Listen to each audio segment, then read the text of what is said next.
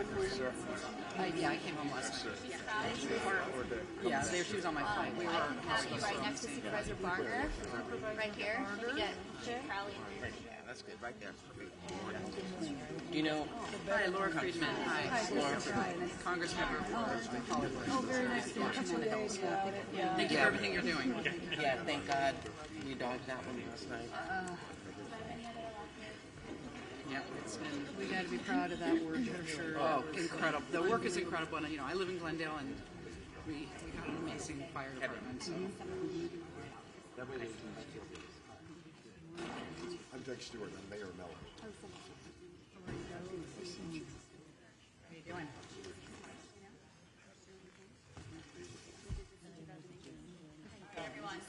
City Council wanted to do it.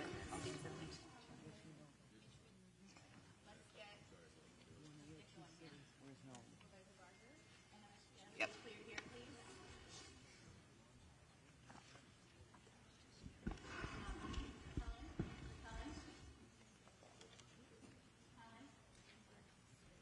Yep.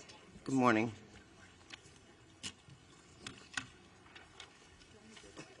All right, thank you very much.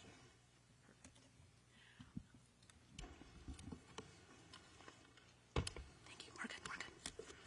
All right, thank you and good morning. Welcome to today's One Voice press conference for the wildfires and the windstorms that are impacting LA County. We welcome you. Run of show for today. We have speakers. There's a speakers list. Please help yourselves to one of those. After that, we will segue to question and answer with members of the press. Allow me to introduce to you our first speaker, Los Angeles County Chair of the Board of Supervisors, Catherine Barger. Thank you, Helen. Thank you for joining us here today. Earlier this week, the Los Angeles County Board of Supervisors declared today, January 9th, a day of mourning in solidarity with the federal government in honor of the passing of former President James Earl Carter. Ironically, today is turned into a day of mourning for more reasons than the one as we mourn the loss of lives and property across our county. While we are still facing significant threats, I am hopeful that the tide is turning. Thank you, Chief Maroney. Thank you, Chief Crowley. Yesterday afternoon, as the winds died down, we saw the return of aerial drops and aerial firefighting, a truly, truly welcome sight. First and foremost, I want to assure our residents in Los Angeles County that the City of LA and the county are working hard and working hand in hand to bring every resource available to the table. Last night, the county opened the Pomona Fairplex as an additional shelter for those evacuating and those who have suffered losses. The Fairplex will also continue to take in large animals that are in need of a home. The county is working to harness and utilize the incredible outpouring of generosity from individuals, nonprofits, and companies that want to help. We have heard that many companies like Airbnb, Uber, and Lyft are offering free or subsidized services for those impacted by the fires in Los Angeles County. The county will be sharing all of these resources through our recovery.lacounty.gov website. In addition, the state has activated CAL FIRE Management Team 3 and assigned them to the Eaton Canyon incident. They will be joining Federal Management Team 5 in their ongoing efforts, we hope as early as tomorrow. CAL FIRE Team 3 will be tasked with overseeing victim search operations and damage inspections to facilitate debris removal operations and setting up disaster recovery assistance centers. This will allow Federal Management Team 5 to focus on firefighting operations and the active front. As Supervisor Horvath mentioned yesterday, wildfires do not care about jurisdictional boundaries.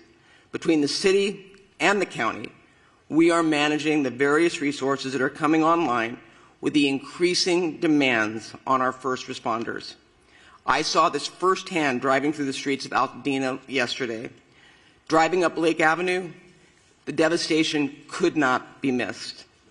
The number of homes, businesses, and buildings that were on the fire dwarfed in any sense of available resources. Altadena is a very unique and special part of the 5th District. It is a community that embodies the spirit of a big, small town, a community full of rich culture, history, and one that passionately supports the small businesses that drive its economy in the community. It is also one of the only communities in Los Angeles County that manages the urban wildland interface. Altadena is a resilient community. They have seen some significant battles before, but the scale of the impact today is larger than anything that I have seen in my career. The loss of historic resources at Eaton Canyon Nature Center, Farnsworth Park, and the Altadena Golf Course cannot be measured. I saw fire engines and companies from El Dorado County and other parts of California joining the Los Angeles County Fire in an effort to protect life and property. In the midst of the emergency, we've all seen individuals who are targeting vulnerable communities by burglarizing and looting homes.